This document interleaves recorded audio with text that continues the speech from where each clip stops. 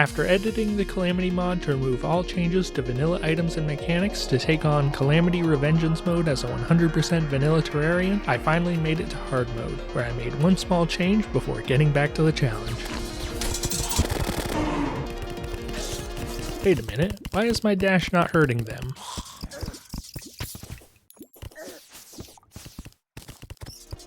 Okay, so that small change I made to the mod reset the config, and I was actually still benefiting from some Calamity buffs, so I had to redo the first 5 bosses, which took me nearly 10 hours, so please bear with some minor continuity errors in the footage. After entering hard mode, I started gathering some gear and went for the familiar vanity set to show off that default vanilla character design, dealt with some pirates to get a pirate staff, and quickly got lucky to pick up one of my favorite weapons in the game, the orange Zappinator. I had originally planned on gradually progressing through the hard mode metal armor sets as I defeat bosses, but I don't like running out of mana, so I decided to use meteor armor so it costs 0 mana to use, and fought Queen Slime. All of the boss fights in this video will be sped up by varying amounts, since otherwise this video would be over 3 hours long with the speed multiplier dependent on how fast I could make it, while still allowing you to see what's going on. Let me know in the comments if there's any changes you'd suggest to this format. Queen Slime in Calamity was far more challenging than in Vanilla, and with faster and harder to dodge attack patterns, the minions really gave me trouble if I didn't take them out fast enough, as they'd give me even less space to dodge. My weapon of choice was not ideal for this, but with the Nimbus Rod and Pirate Staff to provide passive damage, I focused on precisely targeting the minions when they spawned, before going back to shooting Queen Slime. I died many times to the second phase as the bouncing projectiles were a bad fit for my arena, considering the town NPC housing tower, irregular ground beneath my arena, and big rectangle of pink ice up in the air for the hallowed biome provided numerous surfaces to bounce off of at angles I did not predict, but I knew the fights would get harder later on, so rather than give myself better conditions to fight the boss, I instead decided to simply get good.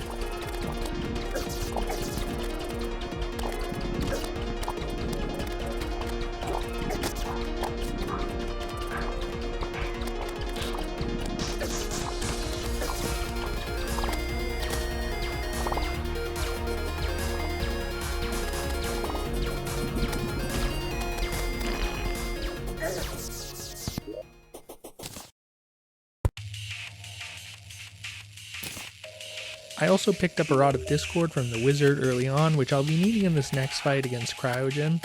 It's not the vanilla way to obtain it, but it's a vanilla item, so it's allowed since there is just too much to change if I require everything to be acquired the same way as in vanilla. The hardest part about fighting Cryogen for me was seeing the attacks, especially when snowy weather makes it hard to see anything, so I had to make a big wall of stone walls to contrast the light blue projectiles, as well as stop the blizzard visual effect by convincing the game that I'm indoors in case the weather changed in the middle of the fight. The small arena I had forced me to constantly deal with the ice bomb attacks, which were very tough to dodge, and as Cryogen's attacks also debuffed my movement, things would quickly snowball out of control, pun intended, but just like Queen Slime, if I made myself a better arena, that would have just trivialized the fight, and I really enjoyed the challenge.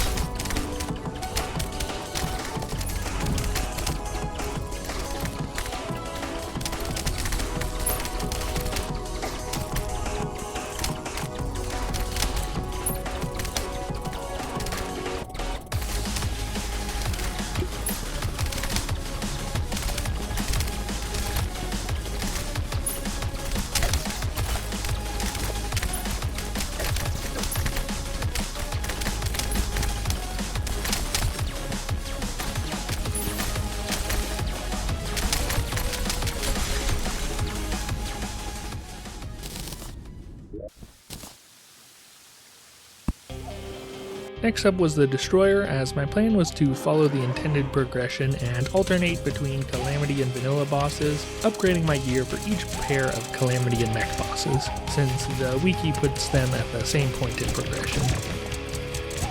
Once again, the Calamity devs have come through and made a historically trivial boss fight into a real challenge by massively improving the Destroyer's mobility. I don't have a whole lot to say about this fight, I just deliberately tanked damage from the body whenever I was getting too stuck, and kept moving since unlike the vanilla Destroyer who gets stuck waiting for gravity to bring him back into the ground, to then make a really wide turn to maybe get a few attempts at a charge attack, this Destroyer was simply able to keep up the attack constantly. Not the hardest fight, but it took me a few attempts to learn how to handle things when the Destroyer can actually fight for once.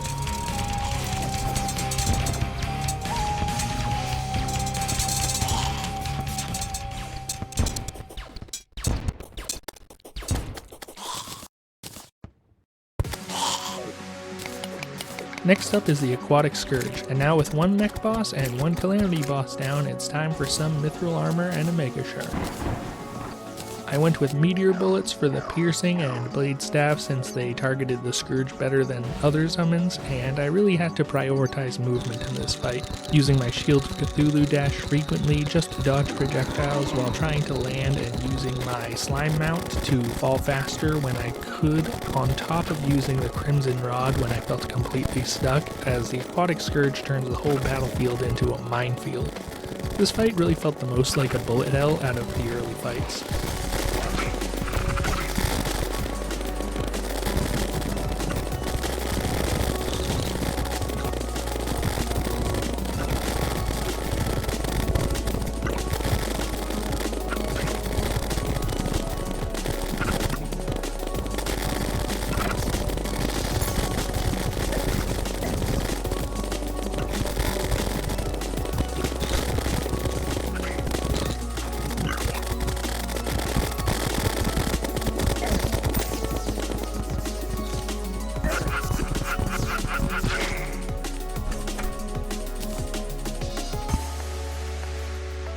The twins were the next boss, and I liked how I was required to progress both Spasmatism and Retinazer to their second phase before I could deal more than one damage to their second phase. While they're not a lot harder in Calamity, fighting the twins in vanilla always just felt like fighting two separate bosses and choosing one of them to be the nuisance bothering you in their weak phase 1 form, while you take out the other one first, and this made it actually feel like a single unified boss fight, where Retinazer's speed and rate of fire heavily constrained the directions I was able to move, while dodging Spasmatism's more irregular attacks. So I had to learn how to make the best use of my mobility to position myself properly.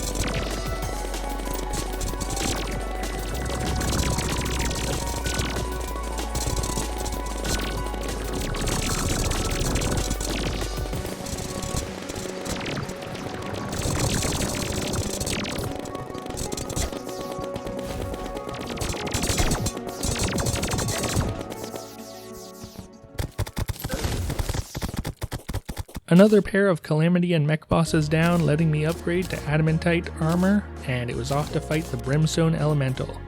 But as I was going for attempt after attempt, eventually the game decided to throw me a mechanical bone and give me a break with an easy boss fight. Skeletron Prime is probably the only boss I've fought in Calamity that actually just gets easier over the course of the fight.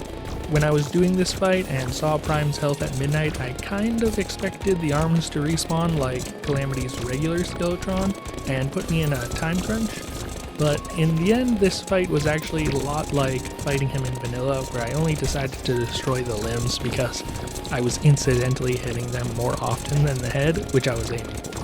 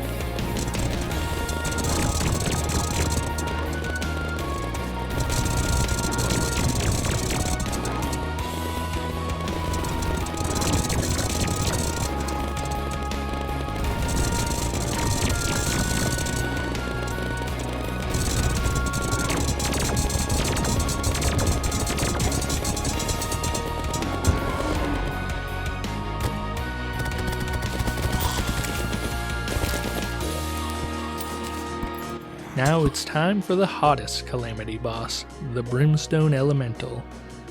Yep, that was the small change I made that cost me 10 hours just to troll the gooners drooling over the boss's sprite. I bought a drawing tablet and still haven't done much else with it besides make this, but seeing that badly drawn sprite wobbling back and forth made running all the way back here to refight this boss dozens of times completely worthwhile. After dozens of attempts, I finally realized that to give myself the best chance, I needed to run along the ground so the projectiles stopped behind me, and the biggest challenge was the laser which leads my movement. Since the laser's attack line stops moving just before it shoots, I had to keep moving perpendicular to the beam until I saw it stop, then change directions as fast as possible, which was quite difficult, so I set up my heart statues on a timer to heal in case I kept getting hit.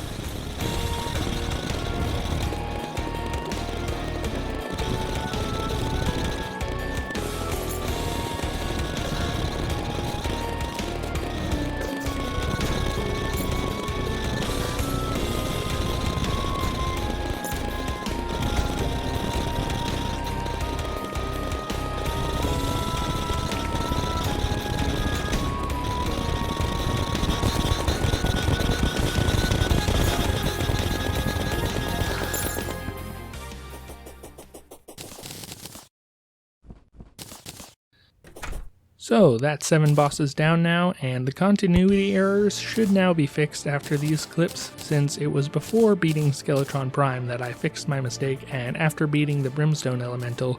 that I went back and used my old gear to refight the first 5 bosses. But we've got a lot more bosses to go for this video, and the next one was even easier than Skeletron Prime. I've never fought Calamitas Clone before, since, to the dismay of several commenters, this is my first time playing Calamity, so I went in without buffs, expecting to die learning its attack patterns, but it was surprisingly easy. There were a few unexpected parts, but otherwise it was mostly like the twins, but easier, and with hollowed armor now letting me be immune to the odd unexpected move, I played it like the twins and it was a cakewalk.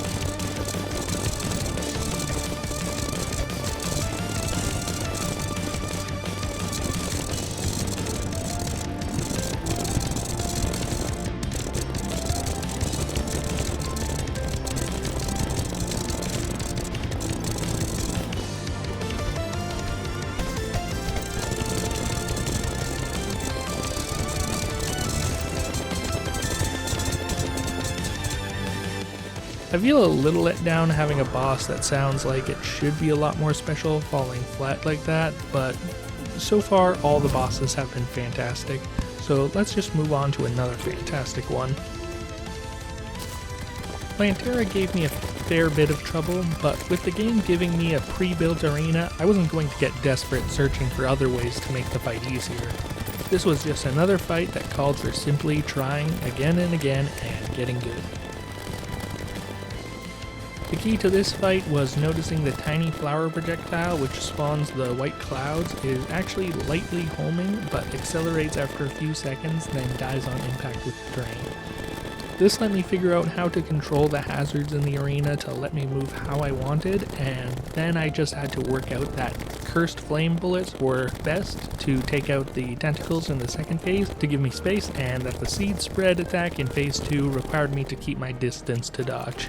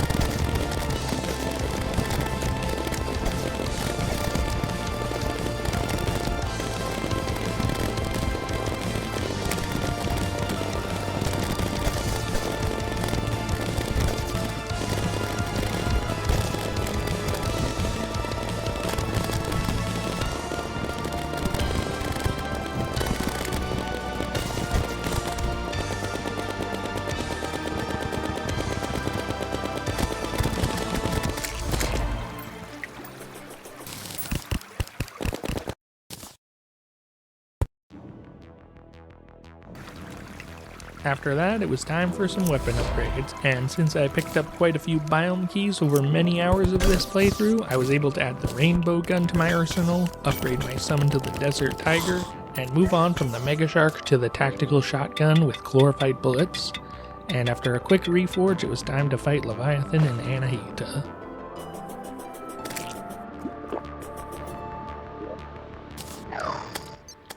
The first phase wasn't too bad most of the time, but I nearly died to it on this attempt because I think I was getting too comfortable with it and had some sloppy dodges.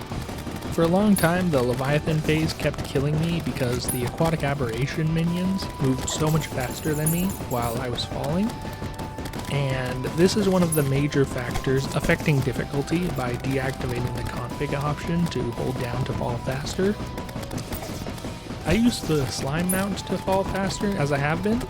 but this came with the drawback of losing horizontal speed, and the minions also caught up to me when running under Leviathan, which is another reason I went with chlorophyte bullets to maximize my DPS against them to kill them as fast as possible. The last hurdle of this fight was dodging Leviathan and Anahita at the same time. Separately, they each have their own pattern I can follow to dodge them, but together there's no clear solution, so I just had to game harder and try again and again,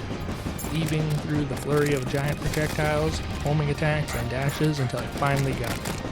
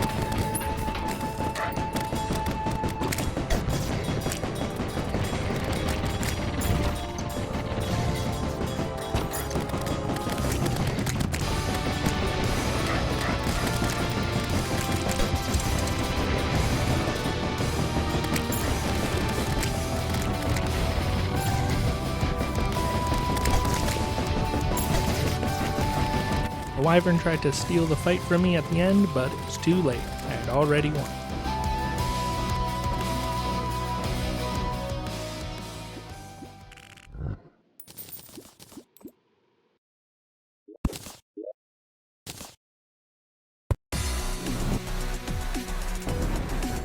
Astrum Aureus was the next boss, and I'm really not a fan of this boss for one simple reason: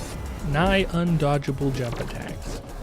I don't know what kind of mobility upgrades Calamity has, but without buffs to my speed, it was actually just undodgeable without teleporting. I'm using Terra Spark boots, a swiftness potion, food buffs, and even sunflowers, and every single jump I'm 2 pixels away from getting hit, and if I jump while he's jumping, then he moves in midair to land on top of me and hits me, so I was forced to just make a long flat arena, buff my movement speed, and use the Rod of Discord when I could to change directions. That's all there is to this boss fight.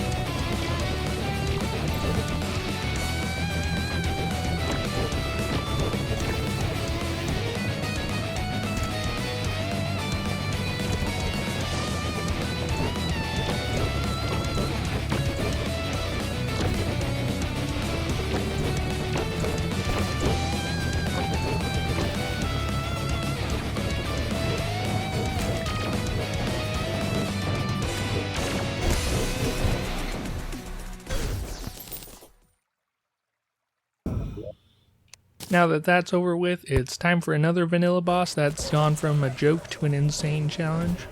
After grinding the old one's army for yet another weapon to use on top of all the other ones, and digging up even my weaker version of the Nimbus Rod, the Crimson Rod, to add some extra DPS, now using 6 different weapons I took on Golem. And this fight was just a constant slow build-up of more and more to dodge.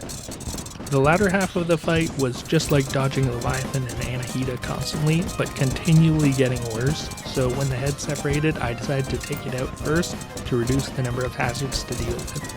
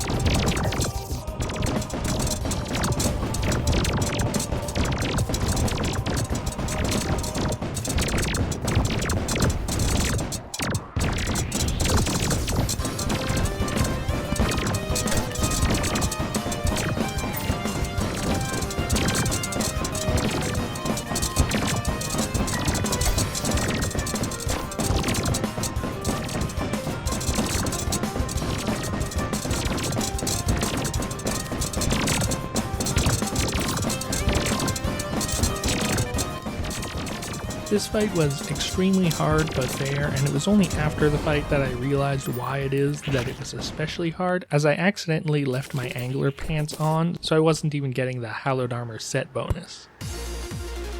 Moving on, I grinded out some more Old One's army, and it wasn't anything special. I wanted Betsky's Wrath for the massive debuff to defense to add to my arsenal, but I got the Flying Dragon and Betsy's Wings instead, which I felt was good enough for the Plaguebringer Goliath, since I could use Ichor Flasks as I swapped to a melee summoner build with Valhalla Knight Armor and Ballista Sentries. So this boss is essentially a Queen Bee mech boss, which wasn't necessarily that difficult, but at this point my lack of Calamity Armor % damage reduction and buffs was starting to wear me down, as I just couldn't take many hits, so overall this fight took a lot of trial and error to learn how to dodge the attacks decently enough, until I got it down. Fun boss fight. I did have to build a flat arena with a thin layer of lava to stop enemy spawns getting in the way as I kept landing on top of them, but other than that, there's not much to say about that fight.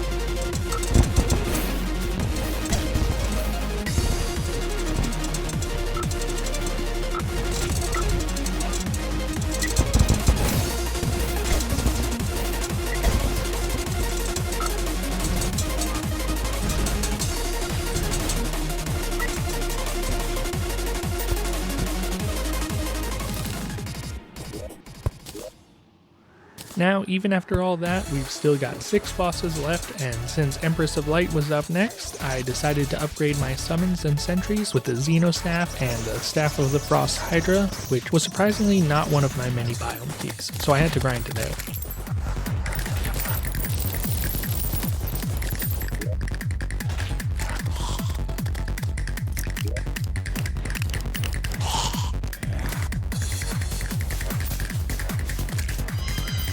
The Empress had a few new moves, but overall the biggest changes I noticed were the lower cooldown between attacks and longer duration on top of the attacks seemingly not following the same pattern as vanilla. Maybe even a bit random, and what carried me in this fight was the Betsy's Wings hover, giving me insane horizontal movement speed and saving me time over double tapping a direction key to dash.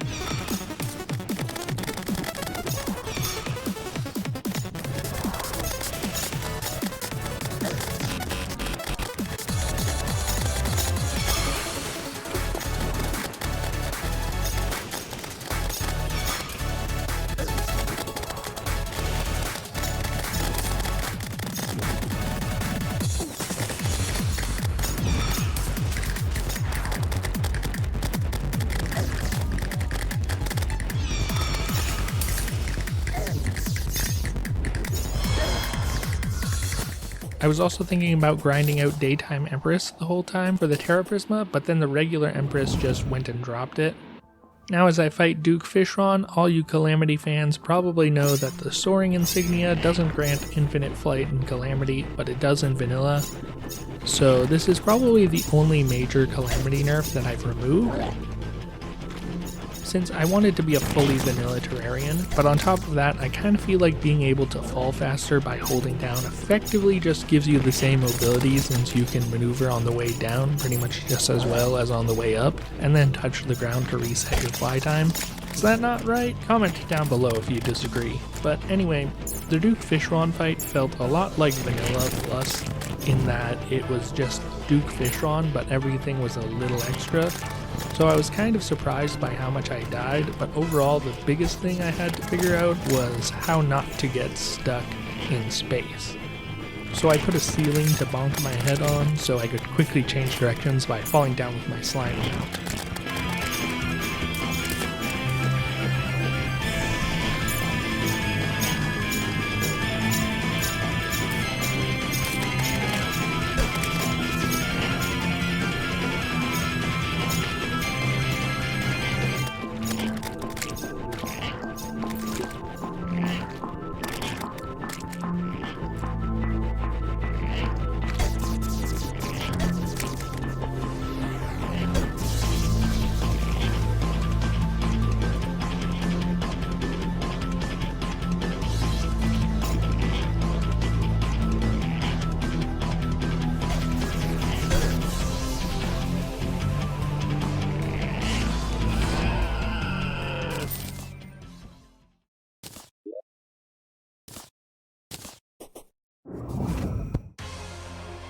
I got Duke Fishron's wings, but I decided to stick with the Betsy wings for the hover, so I continue on to the Ravager without any gear upgrades, and those Walsey spawns really messed me up. The tight movement this fight requires was pretty wild, and trying to cheese the fight with infinite flight doesn't really work, Using the Staff of the Frost Hydra also confused me for quite a few attempts, as I didn't realize he had his own little towers shooting light blue projectiles that hurt me. There's not much else to say about this fight. I didn't have any special strategies. I just learned through trial and error that staying lower was better toward the end, but watching it back, I have gotten curious about if anti-gravity potions and a ceiling might have made this fight easier, since I could have avoided the walls and jumps easier. But I was able to beat the Ravager like this, so that idea will have to be saved for another time.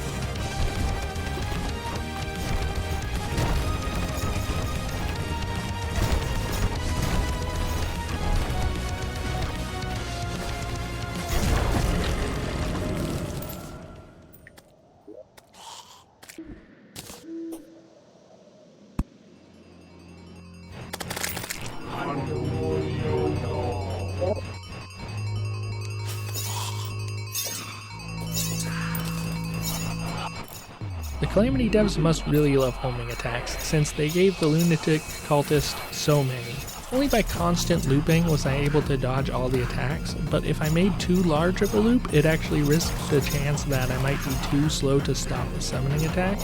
and I also had to make sure to be under him most of the time when he teleported, so the fight didn't end up in space, which would make it hard to maneuver. The ice attack and the last phase attack with the circling projectiles were the worst for me. The ice attack due to its freezing debuff, which would often get me killed very quickly, and the circling projectiles because it attacked from all angles and I didn't have the damage and area of effect to take them out very well. But in the end I realized this fight wasn't one that I could come up with some clever strategy for. It just required practice to beat, which really helped me appreciate just how well the Calamity devs did with so many of their bosses and boss reworks.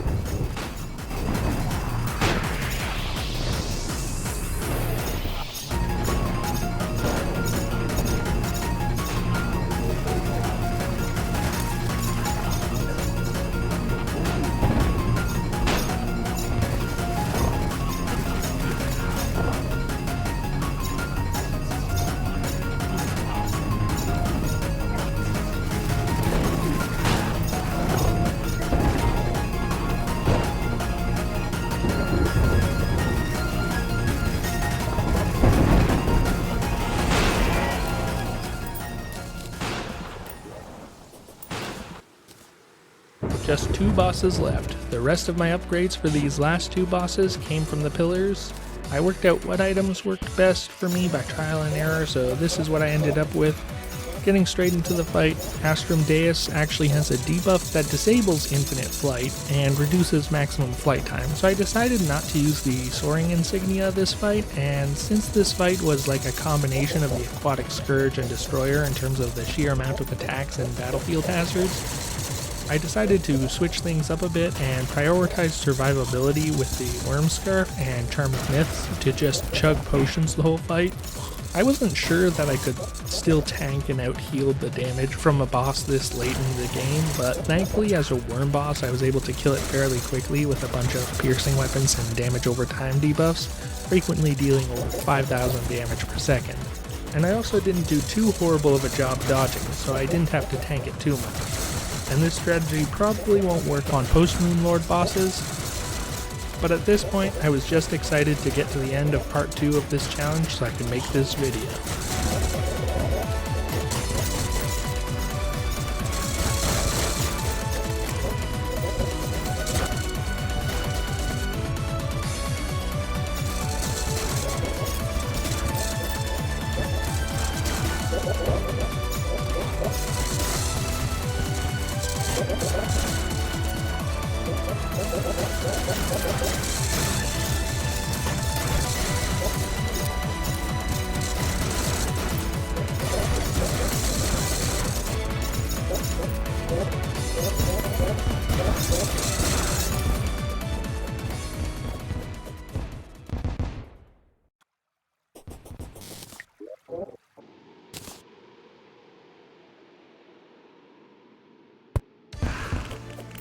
Finally, it's time for Moonlord. Sentries were not going to help me in this fight, so I grinded out some spooky armor since I'd be focusing on dodging and letting my summon do most of the work. The Stardust Dragon tends to go out further to attack than the Terra Prisma, so it was my summon of choice for this fight. Moonlord's attacks can kill me in as little as 2 hits, and due to the damage over time effect being a big part of that damage, it didn't feel viable to bring the Worm Scarf. But as long as I can survive 1 hit, it's always viable to bring the other defensive accessories to not get juggled or double hit and let me heal more frequently. So in my opinion, there's very little room to budge on these accessories in favor of more damage, since as long as I can survive, there's no limit on how much damage I can deal. So if you're watching this thinking that this is the end of the challenge and that I won't be able to make it through all of Calamity's post-Moonlord bosses, then I want you to know that you can look forward to seeing it happen, because God didn't make me as a man who'd back down from a challenge just because it's hard. So it's not a matter of if I can do it or not, it's a matter of how long it'll take. I've been busy with work lately, so I haven't had much time to work on this, but the busy season is over now, so I hope to get a lot more content out in the near future. For now, I'll give you one last break from my yapping to let you guys enjoy the rest of the fight.